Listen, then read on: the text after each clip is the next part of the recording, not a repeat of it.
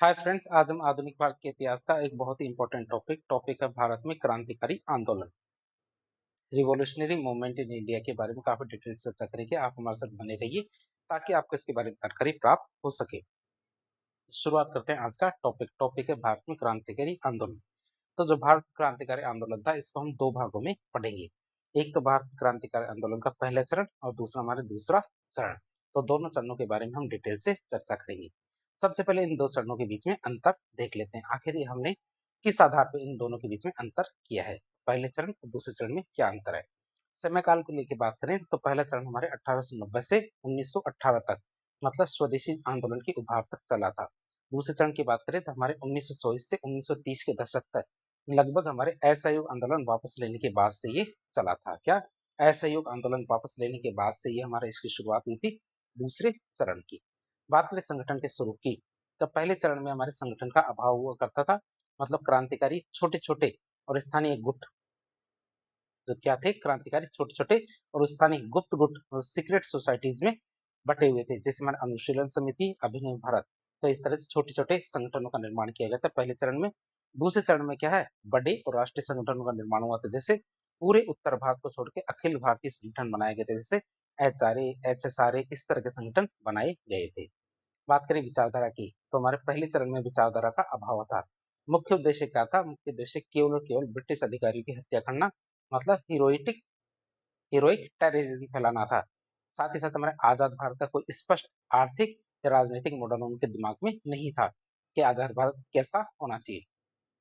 दूसरे चरण की बात करें तो दूसरे चरण में हमारे विचारधारा फैली थी समाजवादी विचारधारा, सोशलिज्म। तो रूसी क्रांति जो हमारे 1917 में हुई थी, उससे प्रभावित होकर इन्होंने किसानों और मजदूरों का राज स्थापित करने का स्पष्ट लक्ष्य रखा था। स्वतंत्रता के लक्ष्य की बात करें तो पहले चरण में केवल राजनीतिक स्वतंत्रता की बात हुई थी। इनका एकमात्र लक्ष्य अंग्रेजों को भगा करके भारत को राजनीतिक रूप से स्वतंत्र कराना था। जबकि हमारे दूसरे चरण में क्या थी, संपूर्ण क्रांति, मतलब टोटल रिवोल्यूशन की का लक्ष्य रखा गया था। राजनीतिक आजादी के साथ आर्थिक, जैसे हमारे जमींदारों पूंजीवादों को अंत, और सामाजिक, जैसे हमारे जातिवाद और छुआछूत का अंत। तो इस तरह की जो सामाजिक आजादी, तो हमारे याद रखेंगे, राजनीतिक आजादी के साथ साथ आर्थिक और सामाजिक आजादी में हमारे लक्ष्य रखा गया था दूसरे चरण का। फिर पांचवें अंतर की बात करें, पांचवा अंतर आता धर्म बनाम धर्मनिरपेक्षता की। तो हमारे पहले चरण में धार्मिक प्रतीकों का प्रयोग किया गया था।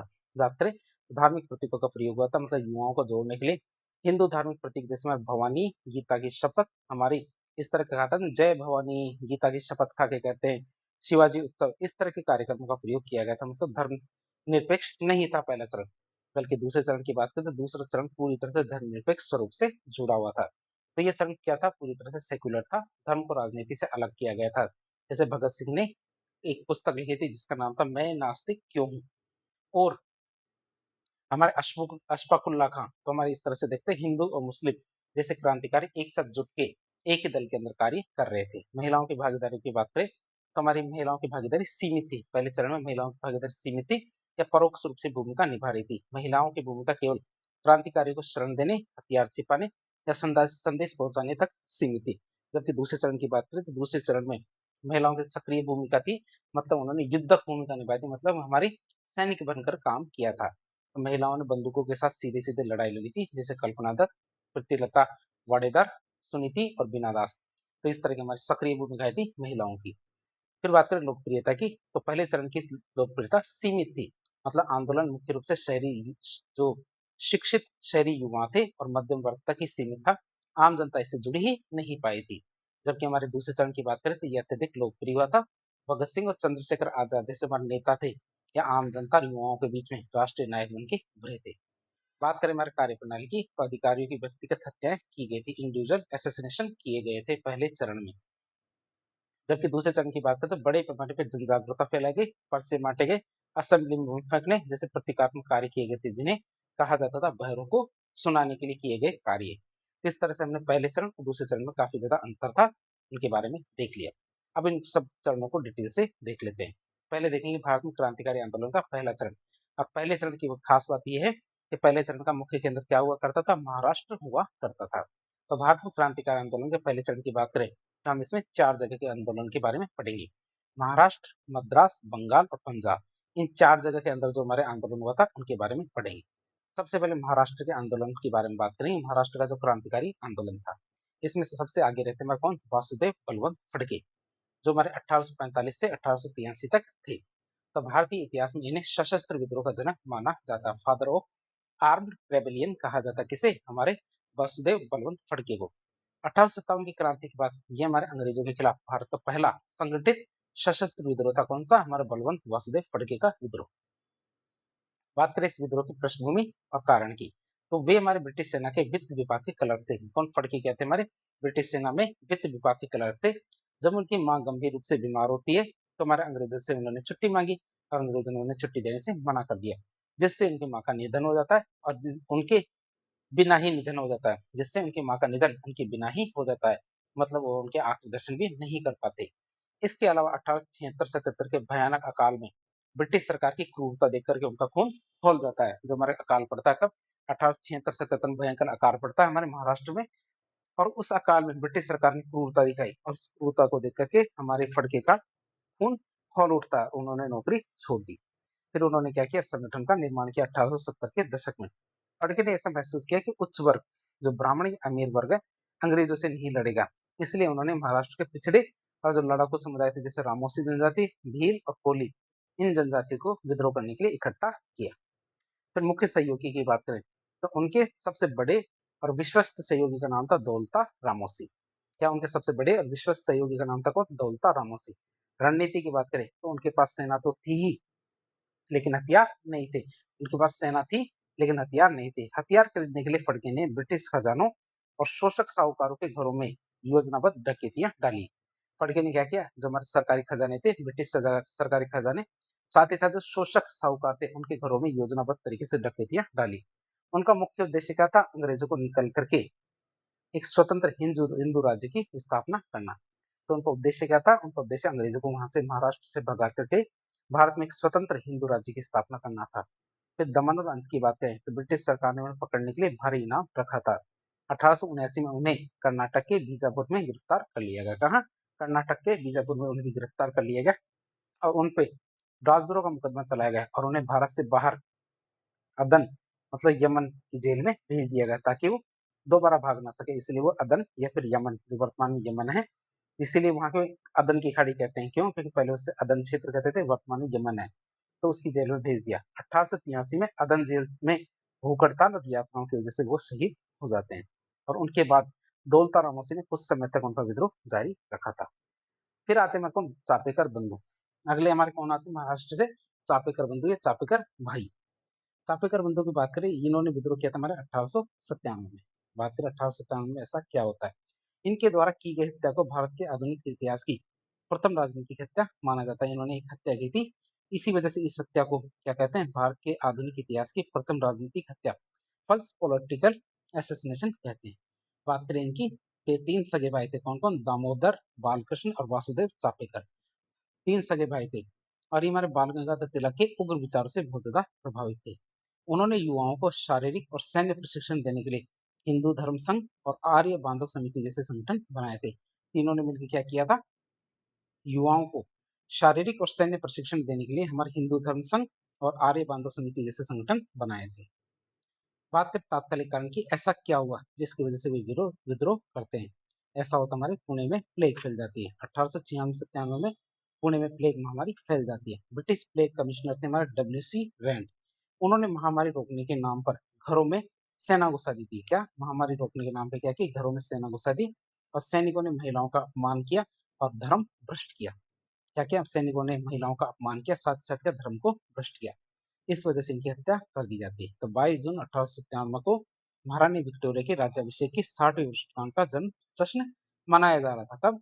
हमारे 22 जून 1897 को महारानी विक्टोरिया के राज्याभिषेक की 60वीं वर्षगांठ का जश्न मनाया जा रहा था और इसी जश्न से लौटते समय दामोदर और बालकृष्ण चापेकर ने पुणे में रैंड और उसके जो सैन्य एस्कॉर्ट थे, लेफ्टिनेंट आर्यस्ट, उनको गोली मारकर हत्या कर दी। इसके रैंड की और आर्यस्ट दोनों की गोली मारकर हत्या कर दी थी।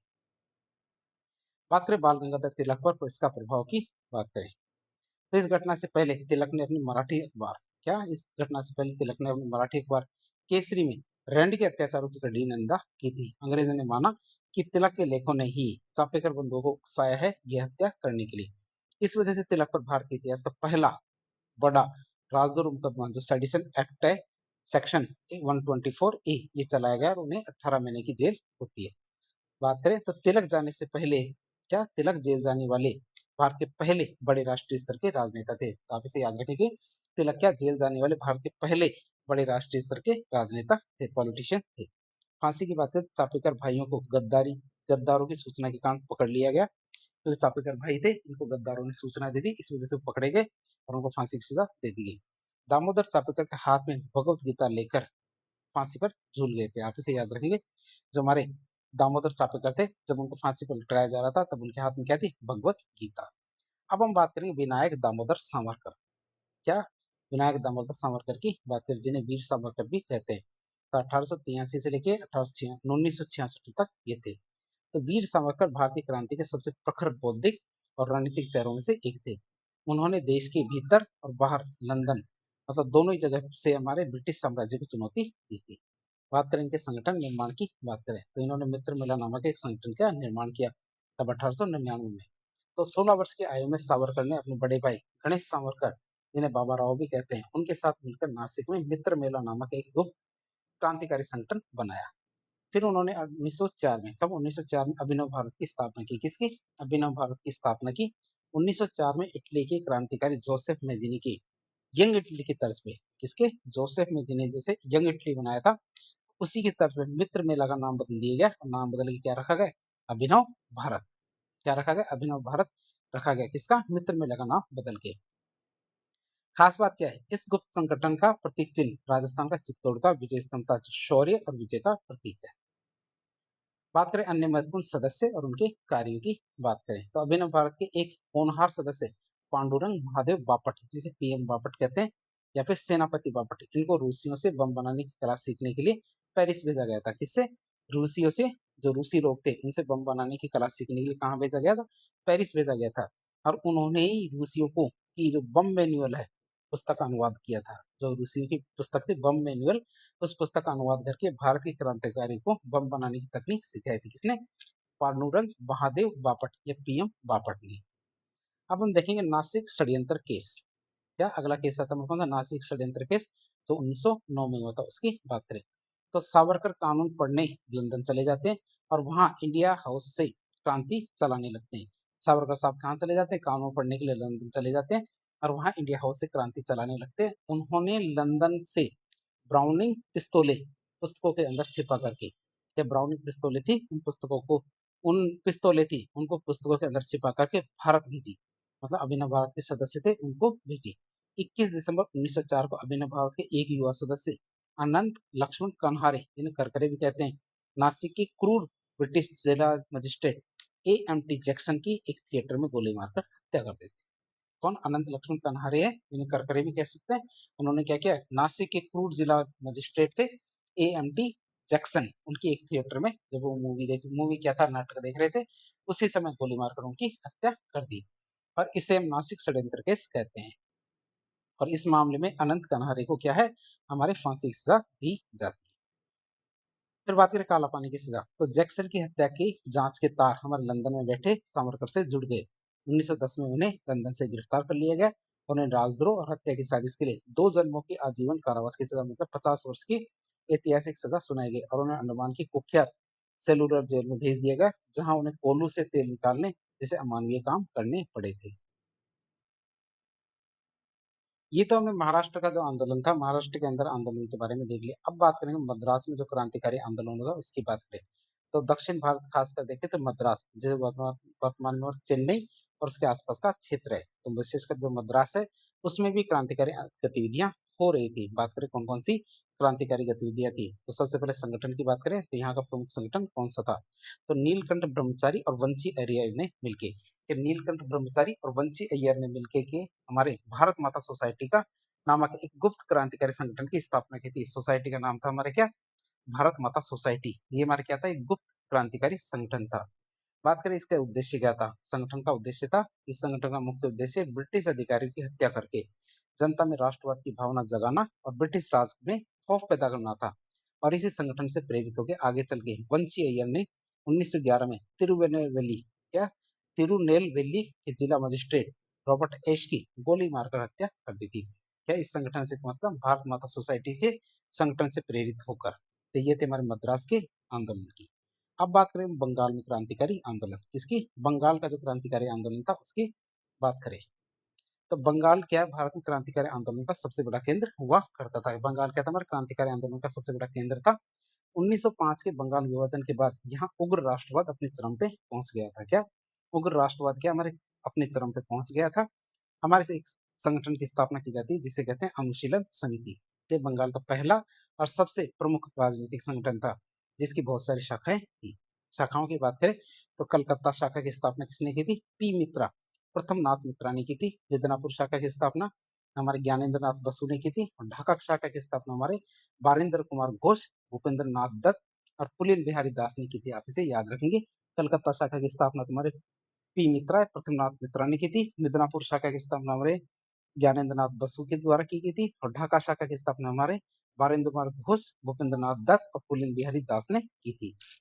फिर बम निर्माण मुजफ्फर कांड की बात करें, किसकी, बम निर्माण और मुजफ्फर कांड की बात करें 1908 के। तो बम बनाने की ट्रेनिंग क्रांतिकारियों ने रूस और अन्य देशों के क्रांतिकारियों से संपर्क किया। क्रांतिकारियों ने क्या किया, रूस और अन्य देशों के क्रांतिकारियों से संपर्क किया। और हेमचंद्र कानूनगो को बम बनाने की तकनीक सीखने के लिए, किसको, हेमचंद्र कानूनगो को बम बनाने की तकनीक सीखने के लिए विशेष रूप से पेरिस मतलब फ्रांस भेजा था।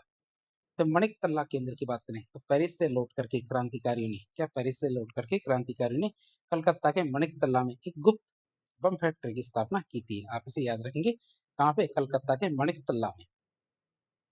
तो किंग्सफोर्ड की हत्या के प्रयास की बात करें तो 1908 में प्रफुल्ल चाकी और खुदीराम बोस को, क्या 1908 में प्रफुल्ल चाकी और खुदीराम बोस को मुजफ्फरपुर जो बिहार में पड़ता है उनके एक क्रूर ब्रिटिश जज किंग्सफोर्ड को मारने का जिम्मा सौंपा गया। किसको, खुदीराम बोस और प्रफुल्ल चाकी को 1908 में। उन्होंने क्या किया, उनकी बग्घी पर बम फेंका। लेकिन हमेशा ऐसा होता है कि भारतीय चूक जाते हैं, लेकिन दुर्भाग्य से क्या होता है उसमें किंग्सफोर्ड बैठा ही नहीं था, बल्कि कैनेडी नामक एक ब्रिटिश सहानुभूति रखने वाली महिला की पत्नी और उसकी बेटी बैठी थी और उस बम की वजह से वो क्या थे, मारे जाते हैं। एक कैनेडी महिला जो ब्रिटिश सहानुभूति रखने वाली कैनेडी नामक एक ब्रिटिश महिला थी, उसकी पत्नी और बेटी मारी जाती है। जो हमारे कैनेडी थे, तो आप इसे समझ सकते हैं। तो वो जो जिसको किंग्सफोर्ड को मारने गए थे वो तो बच जाता है और उनकी पत्नी और उनकी बेटी मारी जाती है। इसमें परिणाम क्या होता है, इस घटना के बाद पुलिस से घिर जाने पे पुलिस ने उनको घेर लिया। पुलिस से घिर जाने के बाद प्रफुल्ल चाकी ने खुद को गोली मार ली थी, मतलब उन्होंने आत्महत्या कर ली। जबकि खुदीराम बोस को गिरफ्तार करके फांसी दे दी गई थी। और खुदीराम बोस के लिए कहा जाता है कि वे सबसे कम उम्र में, क्या वे सबसे कम उम्र में फांसी चढ़ने वाले क्रांतिकारियों में से एक थे। कौन थे, हमारे खुदीराम बोस। आप इसे याद रखेंगे। लगभग ऐसा माना जाता है कि उनकी उम्र 18 वर्ष भी नहीं रही होगी जब उनको फांसी की सजा दी गई थी। फिर अलीपुर षड्यंत्र केस की बात करें, अलीपुर कॉन्स्पिरेसी केस। तो कांड के बाद, क्या मुजफ्फर कांड के बाद अंग्रेजों ने मणिकतल्ला के बम कारखाने पे छापा मारा और अरविंद घोष और उनके भाई पारेंद्र घोष से 34 लोगों को गिरफ्तार कर लिया। फिर गद्दारी हत्या की बात करें, गिरफ्तार क्रांतिकारियों में से एक नरेंद्र गोसाई। पुलिस के डर से, कि नरेंद्र गोसाई ने क्या किया, पुलिस के डर से सरकारी गवाह मतलब गवर्नमेंट विटनेस बन गए थे। और इनकी गवाही से बचने के लिए जेल के अंदर ही दो क्रांतिकारी हमारे कन्हई लाल दत्त और सत्येंद्र बोस, इन्होंने नरेंद्र गोसाई को गोली मारकर हत्या कर दी। क्या इनकी गवाही से बचने के लिए, क्योंकि ये गवाही देंगे तो वैसे फांसी होने वाली, क्यों ना मैं इनको मार दूं। जो हमारे नरेंद्र गोसाई थे इनको मार दिया गया, किसके द्वारा, कन्हई लाल दत्त और सत्येंद्र बोस ने क्या किया, हमारे नरेंद्र गोसाई की हत्या कर दी गोली मारकर। अरविंद घोष की रिहाई की बात करें तो इस मुकदमे में मशहूर वकील सीआर दास मतलब चित्तरंजन दास ने अरविंद घोष का बचाव किया। सबूतों के अभाव में अरविंद घोष बाइज्जत बरी हो जाते हैं। जेल से छूटने के बाद उन्होंने सक्रिय राजनीति को छोड़ दिया और सन्यासी मतलब योगी बन जाते हैं। बात करें हमारे क्रांतिकारी साहित्य और पत्रकारिता की, तो विचारधारा के प्रसार के लिए क्रांतिकारियों ने पुस्तकें और समाचार पत्रों का सहारा लिया था। जैसे अरविंद घोष की पुस्तकों की बात करें, जैसे एक पुस्तक थी सावित्री, ये अंग्रेजी में थी। द लाइफ डिवाइन, ऐसे ऑन गीता, गीता पर निबंध। न्यू लैम्प फॉर ओल्ड, मतलब इन लेखों की, यह लेखों की एक श्रृंखला थी जिसमें कांग्रेस के नरमपंथियों की, जो नरमपंथी थे, इनकी नीतियों की आलोचना की गई थी। इसमें न्यू लैम्प्स फॉर ओल्ड। एक नाम थी हमारी कर्मयोगी, तो ये हमारी क्या थी, कुछ पुस्तकें थी जो हमारे अरविंद घोष के द्वारा लिखी गई थी। बारेंद्र घोष जो उनके भाई थे, उनकी पुस्तकों की बात करें, ये पुस्तक थी एक भवानी मंदिर, जिसमें हमारे क्रांतिकारी गतिविधियों का खाका लिखा हुआ था। वंदे क्या वर्तमान रणनीति के नियम। तो वर्तमान रणनीति के नियम की बात करें तो इसमें युद्ध और हथियारों से संबंधित थी ये पुस्तक। कौन सी थी? वर्तमान रणनीति के नियम क्या है? हमारे युद्ध और हथियारों से संबंधित थी। इस समाचार पत्रों की बात करें तो समाचार पत्र थे हमारे संध्या। तो ब्रह्म बंदोपाध्याय द्वारा प्रकाशित ये उग्र राष्ट्रवादी अखबार था। कौन सा? हमारा ब्रह्म बंदोपाध्याय द्वारा प्रकाशित था संध्या। संध्या की बात करें तो इसके बाद आता हमारा समाचार पत्र युगांतर। युगांतर की बात करें तो बारिंद्र घोष और भूपेंद्र नाथ दत्त। कौन? बारिंद्र घोष और भूपेंद्र नाथ दत्त के द्वारा निकाला गया समाचार था, जिसने बंगाल में हमारी क्रांति की आग फैलाई थी। किसकी क्रांति की आग फैलाई थी? किसने? हमारे युगांतर ने। दूसरी घटनाओं की बात करें और कौन कौन सी घटनाएं हुई थी, जैसे बर्रा डकैती। बर्रा डकैती की बात करें तो ढाका अनुशीलन समिति के जो कुलीन बिहारी दास थे, इन्होंने संगठन को धन मुहैया कराने के लिए ये राजनीतिक डकैती डाली थी। कौन सी? बर्रा डकैती। कहाँ की? ढाका अनुशीलन समिति। फिर बाघा जतीन की बात करें, जतेंद्र नाथ मुखर्जी। तो 1915 में उड़ीसा के बालासोर में पुलिस के साथ एक भयंकर सशस्त्र मुठभेड़ में लड़ते हुए वीरगति को प्राप्त होते थे। कौन? बाघा जतीन, जिन्हें जतेंद्र नाथ मुखर्जी भी कहते हैं। 1915 में कहाँ पे? उड़ीसा के बालासोर में उनके एक झड़प हो जाती है पुलिस से और वहां वो वीरगति को प्राप्त होते हैं। अब हम पंजाब के जो विद्रोही आंदोलन थे, क्रांतिकारी आंदोलन, उनकी बात करेंगे। पंजाब के क्रांतिकारी आंदोलन में कौन कौन से क्रांतिकारी थे वो शामिल थे। पंजाब में क्रांतिकारी आंदोलन का स्वरूप मुख्य रूप से कृषि कानूनों के खिलाफ किसानों के असंतोष और राष्ट्रवादी जो भावना थी उससे प्रेरित था। बात करें पंजाब के मुख्य नेताओं की, तो पंजाब में इस आंदोलन की कमान हमारे लाला लाजपत राय और अजीत सिंह ने संभाली थी। कौन थे अजीत सिंह? ये हमारे वो शहीद भगत सिंह के चाचा थे। आप इसे याद रखेंगे। हमारे शहीद जो भगत सिंह थे उनके चाचा थे अजीत सिंह। उन्होंने पंजाब में इस आंदोलन की कमान संभाली थी। फिर अंजुमन ए मोहब्बत वतन की बात करें तो अजीत सिंह ने लाहौर में इस संगठन की स्थापना की थी, जिसका उद्देश्य क्या था? इसका उद्देश्य किसानों और युवाओं को ब्रिटिश नीतियों के खिलाफ एकजुट करना था। ये हमारा अंजुमन ए मोहब्बत वतन जो संगठन था, जिसकी स्थापना हमारे अजीत सिंह ने लाहौर में की थी। इसका उद्देश्य क्या था? इसका उद्देश्य किसानों और युवाओं को ब्रिटिश नीतियों के खिलाफ एकजुट करना था। बात करें हमारे भारत माता समाचार पत्र की, तो अजीत सिंह ने अपने विचारों को जन जन तक पहुंचाने के लिए भारत माता नामक एक समाचार पत्र भी निकाला था, जिसने पंजाब के युवा थे जैसे भगत सिंह, उन पर गहरा प्रभाव डाला था। अब हम बात करेंगे विदेशों में जो क्रांतिकारी आंदोलन थे उनकी बातचीत करें। तो विदेशों के जो हमारे क्रांतिकारी आंदोलन थे, revolutionary movement of outside India. तो विदेशों में क्रांतिकारी आंदोलन पहले चरण के केंद्र की बात करें, पहले चरण में हमारे कौन कौन से केंद्र थे विदेशों में? जैसे हमारे London, Vancouver Canada, San Francisco America और अफगानिस्तान, इन 4 क्षेत्रों के जो हमारे केंद्र थे उनकी बात करें तो पहला केंद्र आता हमारे लंदन में। लंदन की बात करें तो विदेशी धरती पर पहला क्रांतिकारी गढ़ था हमारा। कौन सा? लंदन। तो लंदन हमारे ब्रिटिश साम्राज्य की राजधानी थी, इसलिए वहीं रहकर ब्रिटिश सत्ता को चुनौती देना एक बहुत बड़ा कदम था। क्या वहीं रह के हमारे ब्रिटिश सत्ता को चुनौती देना सबसे बड़ा कदम था? क्यों? क्योंकि लंदन ब्रिटिश साम्राज्य की राजधानी हुआ करती थी। श्यामजी कृष्ण वर्मा और इंडिया हाउस की बात करें 1905 में श्यामजी कृष्ण वर्मा ने, किसने? 1905 में श्यामजी कृष्ण वर्मा ने इंडियन होम रूल सोसाइटी, क्या? इंडियन होम रूल सोसाइटी की स्थापना की थी। 1905 में उन्होंने लंदन में भारतीय छात्रों के रहने के लिए एक हॉस्टल बनाया था। हमारे श्यामजी कृष्ण वर्मा ने क्या किया? लंदन में भारतीय छात्रों के रहने के लिए एक हॉस्टल बनाया जिसका नाम इंडिया हाउस रखा था। जल्द ही ये जगह क्या है? भारतीय क्रांतिकारियों का सबसे बड़ा अड्डा बन जाती। कौन सी? हमारे इंडिया हाउस क्या है? जल्दी भारतीय क्रांतिकारियों का सबसे बड़ा अड्डा बन गई थी। समाचार पत्र की बात करें तो अपने विचारों के प्रसार के लिए श्यामजी कृष्ण वर्मा ने इंडियन सोशियोलॉजिस्ट नामक एक पत्रिका निकाली थी। पत्रिका का नाम था इंडियन सोशियोलॉजिस्ट। बात करें उनके सहयोगी की, तो लंदन में उन्हें वीर सावरकर, मैडम भीकाजी कामा, मदन लाल ढींगरा और अब्दुल्ला सोहरावर्दी जैसे प्रखर राष्ट्रवादियों का साथ मिला था। किन किन का? वीर सावरकर, मैडम भीकाजी कामा, मदन लाल ढींगरा और अब्दुल्ला सोहरावर्दी जैसे जो प्रखर राष्ट्रवादी थे उनका साथ मिलता है। बात करें 18 क्रांति की स्वर्ण जयंती तो 1907 में हुई थी। तो वीर सावरकर ने इंडिया हाउस में ही 18 क्रांति की 50वीं वर्षगांठ मनाई थी और उन्होंने ग्रेव वार्निंग नामक एक पर्चा बांटा और 1857 के विद्रोह को महज एक सिपाही विद्रोह नहीं माना। क्या है? महज एक सिपाही विद्रोह नहीं माना और भारत का पहला स्वतंत्र संग्राम घोषित किया। और इस विषय को उन्होंने अपनी प्रसिद्ध पुस्तक भी लिखी, भारत का प्रथम स्वतंत्रता संग्राम। करजन वायली की हत्या की बात करें 1909 में, तो मदन लाल ढींगरा ने भारत सचिव के राजनीतिक सलाहकार करजन वायली की लंदन में गोली मार करके हत्या कर दी थी। और ये हमारे विदेशी धरती पर किसी भारतीय के द्वारा की गई पहली राजनीतिक हत्या थी। बड़ी राजनीतिक हत्या थी। कौन सी? करजन वायली की हत्या। जिसके परिणाम स्वरूप क्या होता है? मदनलाल ढींगरा को फांसी की सजा दे दी जाती है और सावरकर को गिरफ्तार करके आजीवन कारावास मतलब काले पानी की सजा के लिए अंडमान भेज दिया जाता है। अब बात करें मैडम भीकाजी कामा की, जो भारतीय क्रांति की माता कहलाती है। तो मैडम भीकाजी कामा एक पारसी महिला थी जो शुरुआत में प्रख्यात राष्ट्रवादी जो हमारे दादा भाई नौरोजी थे इनके निजी सचिव के रूप में काम करती थी। किनके? दादा भाई नौरोजी की पर्सनल सेक्रेटरी के रूप में काम करती थी। कौन? मैडम भीकाजी कामा। बात करें इनकी उपाधि की, तो उनके अदम्य साहस और क्रांतिकारी गतिविधि के कारण उन्हें भारतीय क्रांति की माता मतलब मदर ऑफ इंडियन रिवॉल्यूशन कहा जाता है। किन्हें? मैडम भीकाजी कामा को। बात करें स्टुटगार्ट सम्मेलन की, इसकी स्टुटगार्ट सम्मेलन की बात करें जो 1907 में हुआ था। तो जर्मनी के स्टुटगार्ट शहर में आयोजित अंतर्राष्ट्रीय समाजवादी सम्मेलन में मैडम भीकाजी कामा ने हिस्सा लिया था। और ये इतिहास का वह स्वर्णिम पल था। ये इतिहास का वो स्वर्णिम पल था जब किसी भारतीय ने पहली बार विदेशी धरती पर भारत का झंडा फहराया था। और ये कौन थी? हमारी मैडम भीकाजी कामा। और ये झंडा हमारा हरा, पीला और लाल रंग का था जिस पर हमारे वंदे मातरम लिखा हुआ था। और ये झंडा किसने फहराया था? मैडम भीकाजी कामा ने। कब? 1907 में। फिर आता है हमारे वैंकूवर। ये तो लंदन की बात हो गई। हमारे वैंकूवर और सिएटल। वैंकूवर तो कनाडा में पड़ता है, सिएटल हमारे अमेरिका में पड़ता है।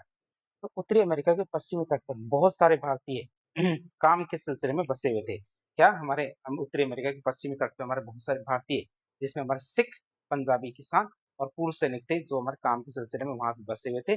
और यहाँ बौद्धिक वर्ग ने उन्हें ब्रिटिश राज के खिलाफ जागरूक करने का काम किया। यहाँ क्या बौद्धिक वर्ग ने उन्हें क्या ब्रिटिश राज के खिलाफ जागरूक करने का काम किया। फिर तारकनाथ दास की बात करें तो इन्होंने फ्री हिंदुस्तान नामक एक समाचार पत्र निकाला जिसने प्रवासियों में राष्ट्रवादी भावनाएं जगाई थी। जिसने हमारे तारकनाथ दास ने क्या किया? एक फ्री हिंदुस्तान नामक एक समाचार पत्र निकाला था जिसने प्रवासियों में राष्ट्रवादी भावना जगाई थी। जीडी कुमार की बात करें तो इन्होंने वैंकूवर में, जीडी कुमार ने क्या किया? वैंकूवर में स्वदेशी सेवक गृह, या स्वदेशी सेवक गृह मतलब स्वदेशी सेवक होम की स्थापना की। और स्वदेशी सेवक नामक एक पत्र निकाला जो क्या गुरुमुखी लिपि में छपता था। कौन सा? स्वदेशी सेवक नामक जो समाचार पत्र था ये हमारे गुरुमुखी लिपि में छपता था। रामनाथ पुरी की बात करें तो इन्होंने सर्कुलर सर्कुलर ए हिंद या फिर सर्कुलर ए आजादी का प्रकाशन किया। क्या? सर्कुलर ए हिंद या सर्कुलर ए आजादी जो समाचार पत्र था इनका प्रकाशन किया किसने? रामनाथ पुरी ने। यूनाइटेड इंडिया हाउस की बात करें तो कनाडाई सरकार के दबाव की वजह से जब वैंकूवर में गतिविधियां मुश्किल हो गई थी तो तारकनाथ दास और जीडी कुमार ने क्या किया? अमेरिका के सिएटल में यूनाइटेड इंडिया हाउस की स्थापना की थी। किसकी? यूनाइटेड इंडिया हाउस की स्थापना की किसने? हमारे तारकनाथ दास और जीडी कुमार ने। कब? जब हमारे कनाडाई सरकार ने दबाव बना दिया और इस दबाव की वजह से हमारे वैंकूवर में गतिविधियां करना मुश्किल हो गया था। तब हमारे तारकनाथ दास और जीडी कुमार ने क्या किया? हमारे अमेरिका के सिएटल में यूनाइटेड इंडिया हाउस की स्थापना। अब हम बात करेंगे सैन फ्रांसिस्को अमेरिका की। क्या सैन फ्रांसिस्को अमेरिका में हुआ था हमारा गदर आंदोलन?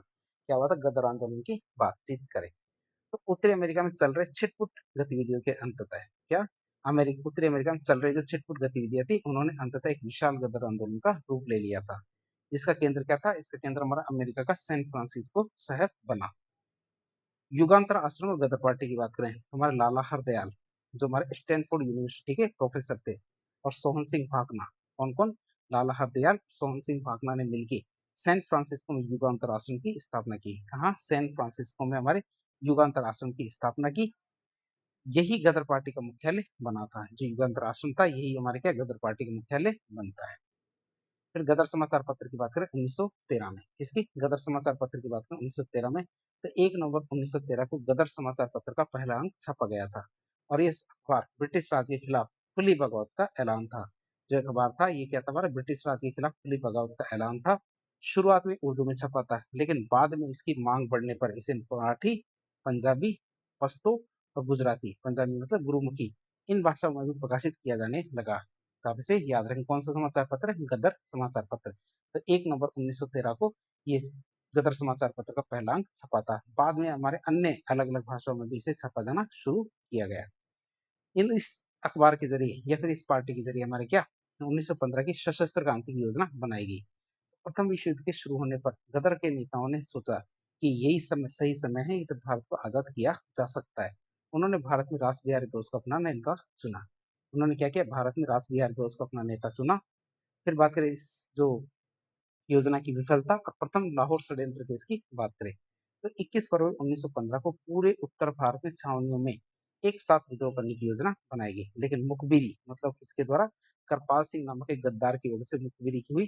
तो इस मुखबिरी के कारण अंग्रेजों को भनक लग गई और योजना विफल हो जाती है और बड़े पैमाने पर हमारी गिरफ्तारियां होती है। और इस मामले में चलाए गए मुकदमे को पहला लाहौर षड्यंत्र केस कहा जाता है। और इसमें हमारे युवा क्रांतिकारी करतार सिंह सराभा और विष्णु पिंगले को फांसी की सजा दी जाती है। किसको? करतार सिंह सराभा और विष्णु पिंगले थे, इनको फांसी की सजा दी जाती है। फिर अफगानिस्तान की बात करें, अफगानिस्तान के काबुल में कौन-कौन सी गतिविधियां होती है उसकी बात करें। तो प्रथम विश्व युद्ध के दौरान भारत के मुस्लिम और हिंदू क्रांतिकारियों ने, किसने? भारत के मुस्लिम और हिंदू क्रांतिकारियों ने अफगानिस्तान को अपना केंद्र बनाया। क्यों? क्योंकि अफगानिस्तान क्या अंग्रेजों की पहुंच से बाहर था और वहां से भारत पर हमला करना रणनीतिक रूप से आसान था। इसी वजह से क्रांतिकारियों ने क्या किया? अफगानिस्तान को अपना केंद्र बनाया। भारत की पहली अंतरिम सरकार की बात करें और ये कब चुनी जाती है? हमारे 1915 में। तो राजा महेंद्र प्रताप ने, किसने? राजा महेंद्र प्रताप ने जर्मनी और तुर्की के समर्थन से काबुल में भारत की पहली स्वतंत्र अंतरिम सरकार मतलब प्रोविंशियल गवर्नमेंट का गठन किया। और इसमें राजा महेंद्र प्रताप राष्ट्रपति, बरकतुल्लाह प्रधानमंत्री बनते। राजा महेंद्र प्रताप की बात करें तो वो एक महान शिक्षक प्रेमी थे। उन्होंने वृंदावन में हमारे प्रेम विश्वविद्यालय की स्थापना की थी। किसकी? वृंदावन में प्रेम विश्वविद्यालय की स्थापना की थी। किसने? महाराजा हमारे महेंद्र प्रताप सिंह ने। फिर आता है हमारा कौन सा? रेशमी रुमाल षड्यंत्र, सिल्क पेपर कॉन्स्पिरेसी की बात करें 1913 से 1916 के बीच की। तो ये हमारे देवबंद के मुस्लिम विद्वानों के द्वारा चलाया गया एक गुप्त अभियान था। किसका? देवबंद के जो मुस्लिम विद्वान थे इनके द्वारा चलाया गया एक गुप्त अभियान था, जिसके मुख्य सूत्रधार कौन थे? उबैदुल्ला सिंधी और महमूद हसन। जो हमारे रेशमी रुमाल षड्यंत्र था, तो इसके मुख्य सूत्रधार कौन थे? हमारे उबैदुल्ला सिंधी और महमूद हसन। इस षड्यंत्र में गुप्त संदेशों, क्रांति की रूपरेखा को, जो हमारे गुप्त संदेश थे क्रांति की रूपरेखा को पीले रंग के रेशमी रुमालों पर लिख करके एक दूसरे को भेजा जाता था, ताकि अफगानिस्तान, तुर्की और भारत की क्रांतिकारियों के बीच में संपर्क स्थापित करके भारत में ब्रिटिश सत्ता को उखाड़ फेंका जा सके। बात करें अंग्रेजों की, तो अंग्रेजों के द्वारा इन रुमालों को पकड़े जाने पे, क्या अंग्रेजों के द्वारा इन रुमालों को पकड़े जाने पे ये योजना भी विफल हो जाती है। बात करें क्रांतिकारी आंदोलन का पहला चरण खत्म हो जाता है और इस पहले चरण के महत्व की बात करें तो पहला चरण जो हमारे 1905 से 1915 तक चला था, मुख्य रूप से हमारे बंगाल विभाजन 1905 के विरोध में पनपा था। फिर इसके अंदर देखा गया व्यक्तिगत त्याग और बलिदान की। तो खुदीराम बोस, मदन लाल ढींगरा, प्रफुल्ल चाकी जैसे हमारे युवा क्रांतिकारी थे, उन्होंने क्या किया? हंसते हंसते अपनी जान दे दी थी। और उनकी इस निस्वार्थ बलिदान ने क्या किया? पूरे देश के युवाओं में देशभक्ति की आग भर दी, जिससे आंदोलन को एक मजबूत सामाजिक आधार मिलता है। फिर बात करें इससे हमारी निष्क्रियता का दौर में निरंतरता आती है। तब 1908 के बाद स्वदेशी आंदोलन धीमा पड़ गया था और कांग्रेस के नरमपंथी और गर्मपंथी में फूट पड़ गई थी, मतलब सूरत विभाजन हुआ था। तब राजनीतिक शून्यता के उस दौर में क्रांतिकारियों ने ही आजादी की लड़ाई को जिंदा रखा था। किसने? क्रांतिकारियों ने ही क्या किया? आजादी की लड़ाई को जिंदा रखा था इस दौर में। फिर गांवों तक विस्तार की बात करें तो पुलिस से बचने के लिए क्रांतिकारी क्या अक्सर सुदूर गांवों में शरण लेते थे और इसके परिणाम स्वरूप क्या होता था?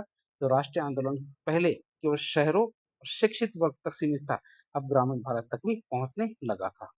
विदेशी धरती पर प्रभाव की बात करें तो ब्रिटिश दमन के कारण कई क्रांतिकारी ने लंदन मतलब इंडिया हाउस, लंदन में इंडिया हाउस, अमेरिका और कनाडा में गदर आंदोलन में अपने अपने केंद्र बनाए थे।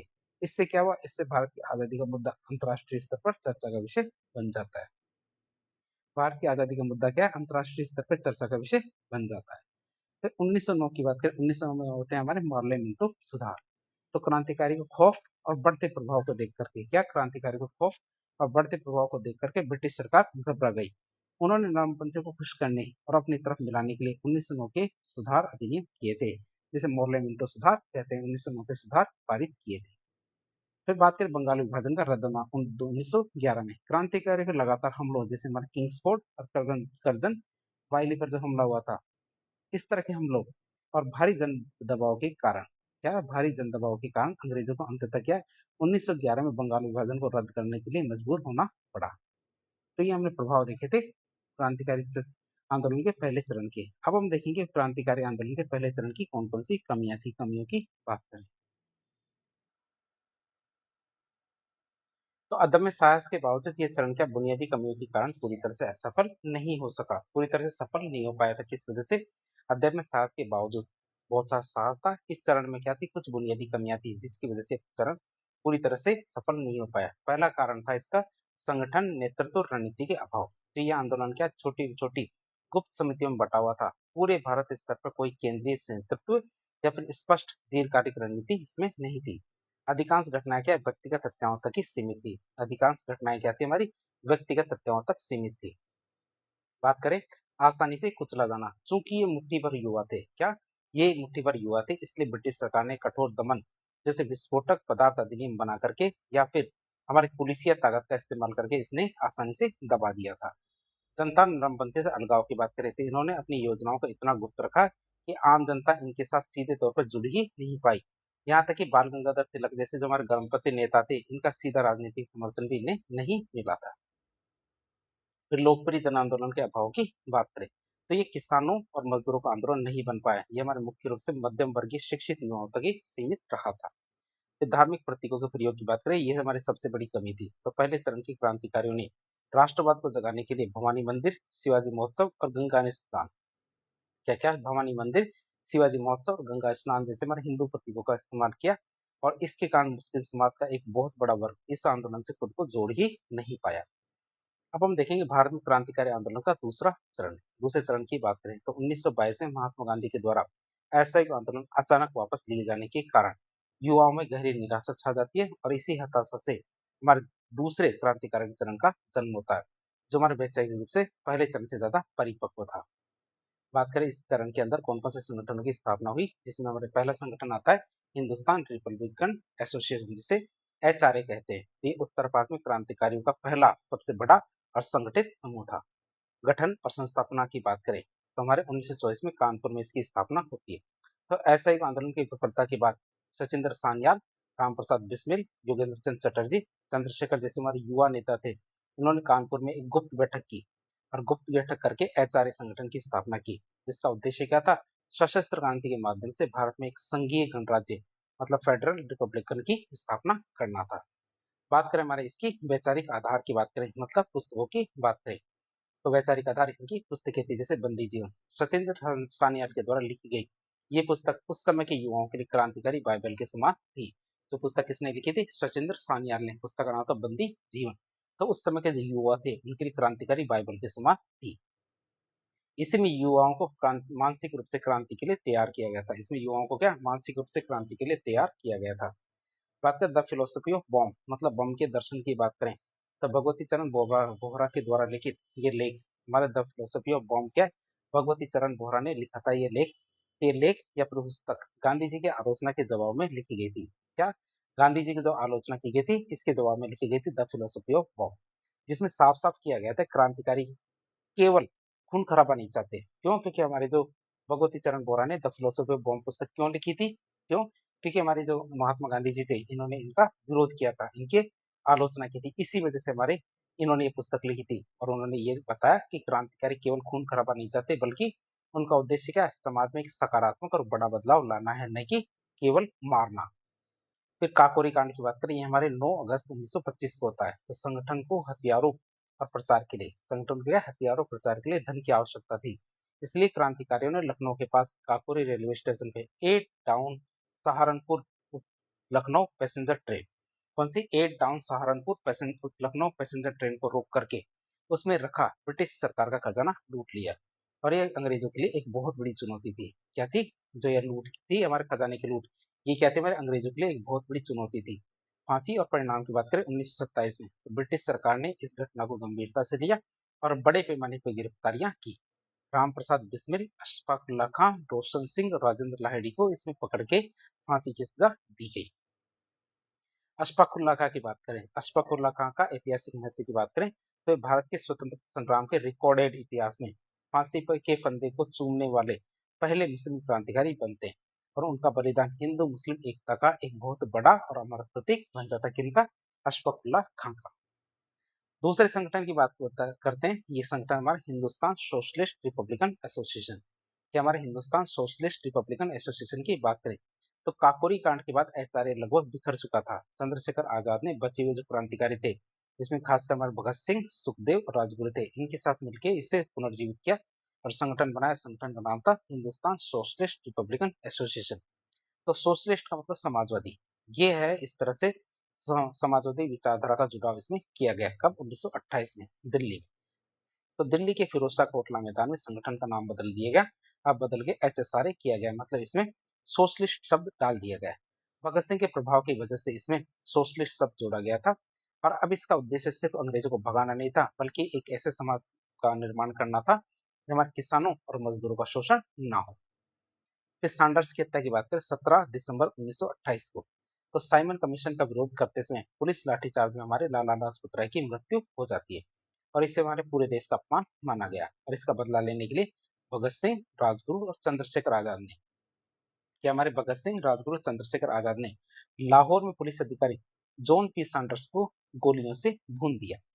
फिर बात करें मैं केंद्रीय असेंबली की, तो केंद्रीय असेंबली में बम फेंकना, तो 8 अप्रैल 1929 को, 8 अप्रैल 1929 को ब्रिटिश सरकार के मजदूरों ने ब्रिटिश सरकार मजदूरों के खिलाफ पब्लिक बिल सेफ्टी और ट्रेड डिस्प्यूट बिल ला रही थी। तो ब्रिटिश सरकार हमारे मजदूरों के खिलाफ पब्लिक सेफ्टी बिल और ट्रेड डिस्प्यूट बिल ला रही थी और इसी के विरोध में भगत सिंह इसके विरोध में भगत सिंह और बटुकेश्वर दत्त ने इसके विरोध में भगत सिंह और बटुकेश्वर दत्त ने दिल्ली की असेंबली की खाली सीटों पर खाली जगह पर बम फेंक दिए। इसको फेंकने का उद्देश्य क्या था? उनका मकसद किसी की जान लेना नहीं था, बल्कि बहरों को अपनी आवाज सुनाना था। बहरों को अपनी आवाज सुनाना, पर्चे फेंक करके अपनी विचारधारा का प्रचार करना था। बम फेंकने के बाद वो भागे नहीं, बल्कि उन्होंने गिरफ्तारी दी। तो ये थी हमारी जो हमारी असेंबली थी उसके ऊपर बम फेंकने वाली घटना। केंद्रीय असेंबली में बम फेंकने वाली घटना 8 अप्रैल 1929 की। फिर जेल में भूख हड़ताल की बात करें और जतिन दास की शहादत की बात करें, तो जेल में भारतीय राजनीतिक कैदियों के साथ अपराधी जैसा व्यवहार किया जाता था। भारतीय राजनीतिक कैदी थे, इनके साथ अपराधी जैसा बुरा व्यवहार होता था और इसके खिलाफ क्रांतिकारियों ने लंबी भूख हड़ताल की थी। 34 दिन की हड़ताल के बाद जतिन दास हमारे शहीद हो जाते हैं, जिससे पूरे देश में शोक और गुस्से की लहर फैल जाती है। शहादत की बात करें, जिसे हम दूसरा लाहौर षड्यंत्र केस कहते हैं, तो सैंडर्स की हत्या और अन्य जो हमारे क्रांतिकारी गतिविधियां थे, इनके आरोप में 23 मार्च 1931 को भगत सिंह, सुखदेव और राजगुरु को लाहौर जेल में फांसी दे दी गई। और इसके कुछ दिन पहले हमारे 27 फरवरी 1931 को चंद्रशेखर आजाद हमारे इलाहाबाद के अल्फ्रेड पार्क में पुलिस से घिर जाने के बाद उन्होंने खुद को गोली मारकर के शहीद हो जाते। कौन? हमारे भगत सिंह के बाद हमारे चंद्रशेखर आजाद। भगत सिंह तो हमारे 23 मार्च 1931 को और 27 फरवरी को 1931 को चंद्रशेखर आजाद शहीद हो जाते हैं। बात करें भगत सिंह के अन्य कार्यों की, तो उन्होंने लाहौर में क्या किया? लाहौर में नौजवान भारत सभा 1926 में स्थापना की थी। किसकी? नौजवान भारत सभा की स्थापना की थी। कब? 1926 में, ताकि छात्रों और युवाओं में समाजवादी विचार फैल सके। छात्रों और युवाओं में समाजवादी विचार फैल सके। उनकी प्रसिद्ध रचना थी मैं नास्तिक क्यों हूँ, मतलब why I am an atheist. उनकी गहरी क्रांति वैज्ञानिक और तार्किक चिंतन को दिखाती है। बात करें इंडियन रिपब्लिकन आर्मी की, IRA की बात करें, जो बंगाल में उन्होंने बनाई थी।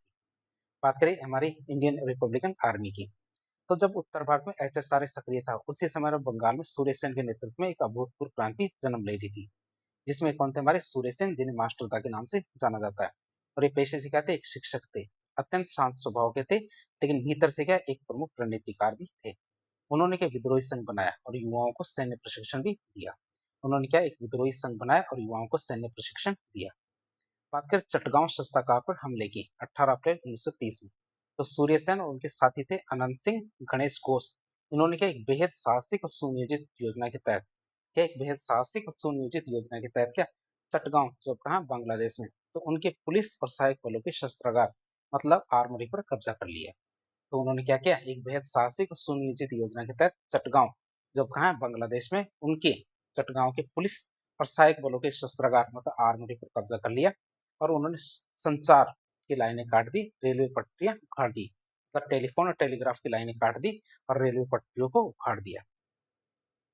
पर बात करें अंतरिम सरकार की घोषणा की, तो उन्होंने चटगांव को कुछ समय के लिए ब्रिटिश शासन से मुक्त कर दिया और एक अंतरिम राष्ट्रीय सरकार की गठन की घोषणा की। राष्ट्रीय अंतरिम सरकार की घोषणा की। हालांकि बाद में ब्रिटिश सेना ने बड़े पैमाने पर उसका दमन किया और 1934 में सूर्य सेन को फांसी की सजा दे दी गई।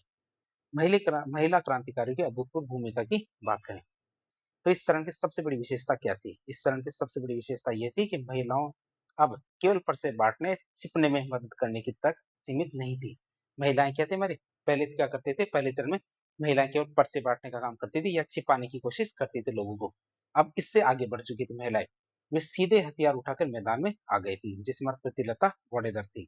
उन्होंने पहाड़ तली यूरोपियन क्लब पर पहाड़ तली यूरोपियन क्लब पर हमले का नेतृत्व किया था और गिरफ्तारी से बचने के लिए साइनाइड खाकर अपनी जान दे दी थी। किसने? प्रीतिलता वॉडेदर ने। फिर शांति घोष और सुनिधि चौहान की बात करें। किसकी? शांति घोष और सुनिधि चौधरी, चौहान नहीं चौधरी की बात करें तो इन दो किशोर स्कूली छात्राओं ने बंगाल के कोमिल्ला जिले के कठोर जो जिलाधिकारी थे स्टीवंस, उनकी उनके ही दफ्तर में घुसकर गोली मारकर हत्या कर दी थी। किसकी? वहां स्टीवंस की उनके ही दफ्तर में घुसकर गोली मारकर हत्या कर दी थी। फिर बात करें बीना दास की, तो कलकत्ता विश्वविद्यालय के दीक्षांत समारोह के दौरान, कलकत्ता विश्वविद्यालय के दीक्षांत समारोह के दौरान जब बंगाल का गवर्नर स्टैनली जैक्सन उन्हें डिग्री दे रहा था, तो बीना दास ने बहुत ही करीब से उनके ऊपर गोली चला दी। अब दूसरा चरण हो गया हमारा खत्म। दूसरे चरण की बात करें तो दूसरे चरण का ऐतिहासिक महत्व क्या है? तो दूसरा चरण वैचारिक रणनीतिक रूप से प्रथम चरण की तुलना में बहुत आगे था। वैचारिक और रणनीतिक रूप से क्या? हमारे प्रथम चरण की तुलना में बहुत आगे था। बात करें इसके स्वरूप की, तो इसका स्वरूप कैसा था? धर्मनिरपेक्ष। तो एचएसआरए ने धर्म को राजनीति से पूरी तरह से अलग कर दिया था। भगत सिंह ने मैं नास्तिक क्यों हूं लिख करके वैज्ञानिक सोच को बढ़ावा दिया था और इससे सभी धर्मों के लोग आंदोलन से जुड़ गए। फिर बात करें समाजवादी विचारधारा की, सोशलिस्ट आइडियोलॉजी की बात करें तो इन्होंने स्पष्ट किया था कि उनकी लड़ाई केवल गोरे अंग्रेजों को हटा करके काले अंग्रेज मतलब भारतीय जमींदारों और पूंजीपतियों को सत्ता सौंपने की नहीं है, बल्कि वे एक ऐसा समाज चाहते थे जहां संसाधनों का समान बंटवारा हो। और यह हमारे क्या एक संपूर्ण क्रांति, टोटल रिवोल्यूशन का विचार था, मतलब राजनीतिक, सामाजिक और आर्थिक टोटल रिवोल्यूशन का विचार था। फिर गांधी इरविन समझौते की बात करें तो 1931 में होता, तो भगत सिंह और अन्य क्रांतिकारियों की बढ़ती लोकप्रियता से भगत सिंह और अन्य क्रांतिकारियों की बढ़ती लोकप्रियता से हमारे ब्रिटिश सरकार दबाव में आ गई थी और इसी दबाव की वजह से वायसराय इरविन को महात्मा गांधी के साथ बराबरी के स्तर पर बैठकर समझौता करना पड़ा था, इसी जो आंदोलन के दबाव की वजह से। 1935 के भारत शासन अधिनियम की बात करें तो क्रांतिकारियों को भय और बढ़ते राजनीतिक जो राष्ट्रीय जन आंदोलन ने क्रांतिकारी को भय और बढ़ते राष्ट्रीय जन आंदोलनों ने क्या किया? अंग्रेजों को भारत में संवैधानिक सुधार मतलब 1935 का एक्ट लागू करने के लिए विवश कर दिया था। मजदूरों और किसानों में चेतना की बात करें तो नौजवान भारत सभा जो भगत सिंह के द्वारा स्थापित की गई थी, एचएसआरए के समाजवादी पर्चों ने किसानों और कारखानों के मजदूरों में अपने हकों के प्रति राजनीतिक चेतना जगाई थी। और यही कारण है कि आगे चल के ये वर्ग क्या गांधी जी के सविनय अवज्ञा आंदोलन और भारत छोड़ो आंदोलन के लिए बने थे। इस प्रकार एक लेक्चर के जरिए हमने भारत में क्रांति आंदोलन के पहले और दूसरे चरण के बारे में काफी डिटेल से जानने की कोशिश की। तो इस प्रकार के इन्फॉर्मेटिव वीडियो देखने के लिए हमारे चैनल से जुड़े। वीडियो यदि पसंद आता तो वीडियो को लाइक करें, चैनल को सब्सक्राइब करें, अपने दोस्तों के साथ शेयर करें। धन्यवाद।